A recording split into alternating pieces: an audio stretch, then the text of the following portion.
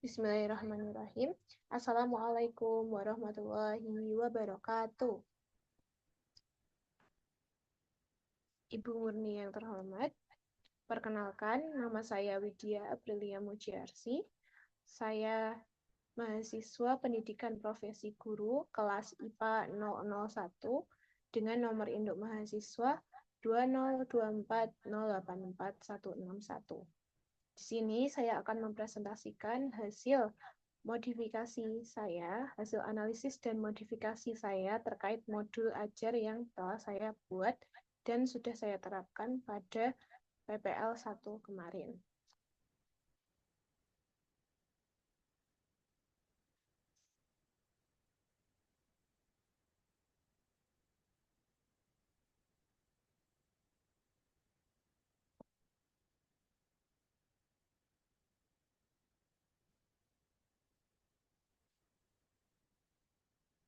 Oke, baik, sudah terlihat pada layar.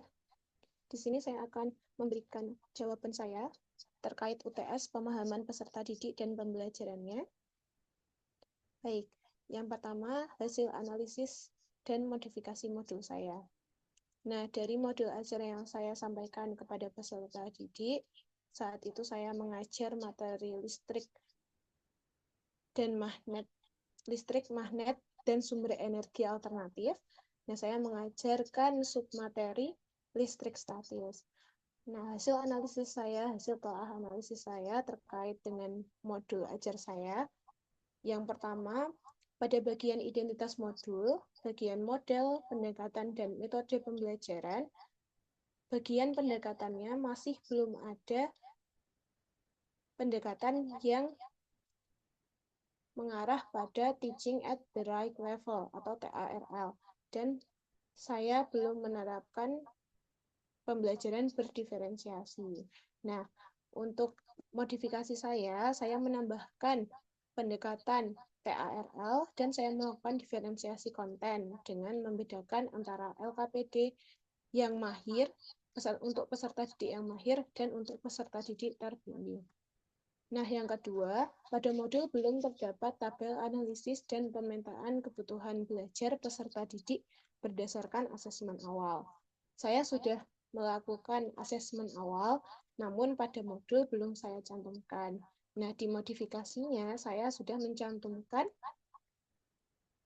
tabel analisis dan pemetaan kebutuhan belajar peserta didik. Yang ketiga, pada bagian tujuan masih belum dipisah sesuai dengan kemampuan peserta didik. Saya masih mencampur tujuan untuk keseluruhan. Nah, pada modifikasi saya sudah memisahkan antara tujuan belajar, tujuan pembelajaran untuk peserta didik yang terbimbing dan peserta didik mahir. Yang keempat, pada bagian kegiatan pembelajaran, kegiatan inti, pembagian kelompok sebelum dimodifikasi, saya belum mengelompokkan sesuai dengan kemampuan awal peserta didik. Saya mengelompokkannya dengan menggunakan random picker wheel, group generator. Nah, di modifikasi saya sudah mengelompokkan peserta didiknya sesuai dengan kemampuan awal peserta didik. Kemampuan awal peserta didik didapatkan dari asesmen awal berupa lembar pretest untuk mengukur kemampuan kognitif awal peserta didik. Yang kelima, pada bagian LKPD yang diberikan kepada peserta didik, belum ada perbedaan antara LKPD untuk kelompok mahir dan kelompok terbimbing. Nah, pada sebelum modifikasi, LKPD yang dikerjakan oleh seluruh peserta didik masih sama.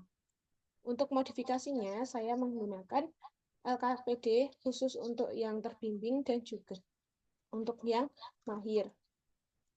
Kemudian pada saat pembelajaran, saya masih belum menerapkan remedial dan pengayaan.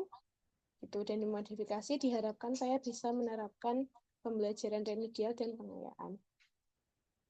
Nah, berikut ini merupakan bukti-buktinya, ya Bapak Ibu. Oke, untuk yang pertama, ini sebelum modifikasi. Dan ini yang sudah modifikasi.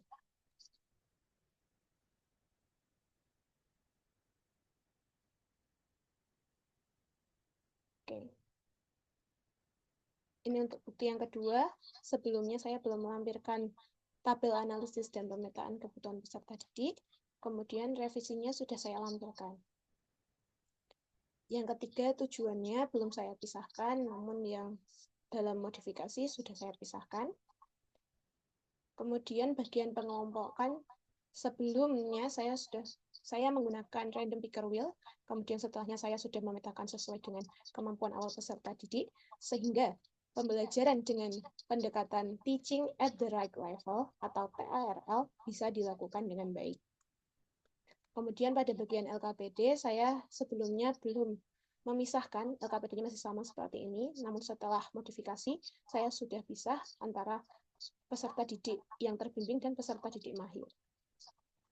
Nah, kemudian pada bagian remedial dan pengayaan, diharapkan dilakukan pada pembelajaran berikutnya.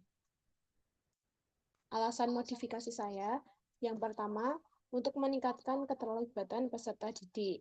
Dengan aktivitas yang interaktif, peserta didik lebih mudah mengaitkan materi dengan pengalaman mereka, meningkatkan minat dan keterlibatan dalam belajar.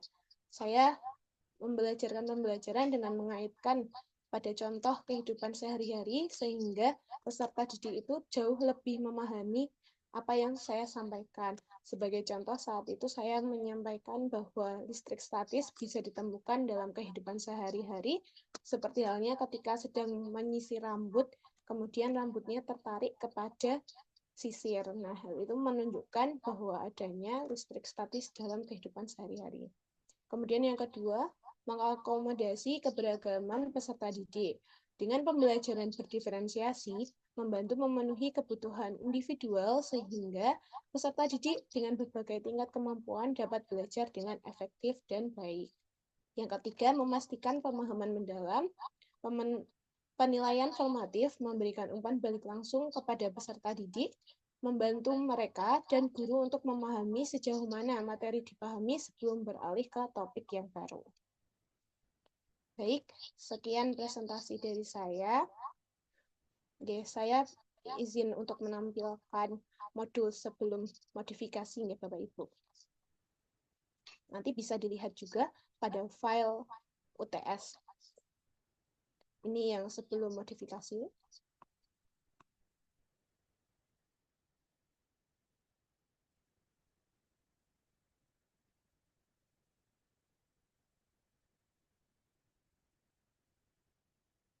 Baik, kemudian ini adalah modul yang sudah saya modifikasi.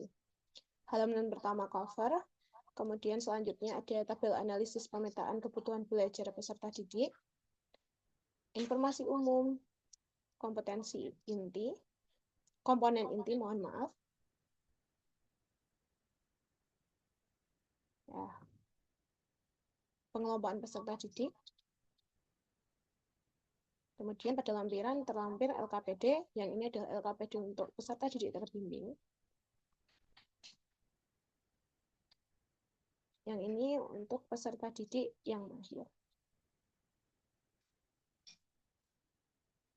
Baik, Bapak Ibu, sekian presentasi dari saya. Kurang lebihnya saya mohon maaf. Terima kasih. Wassalamualaikum warahmatullahi wabarakatuh.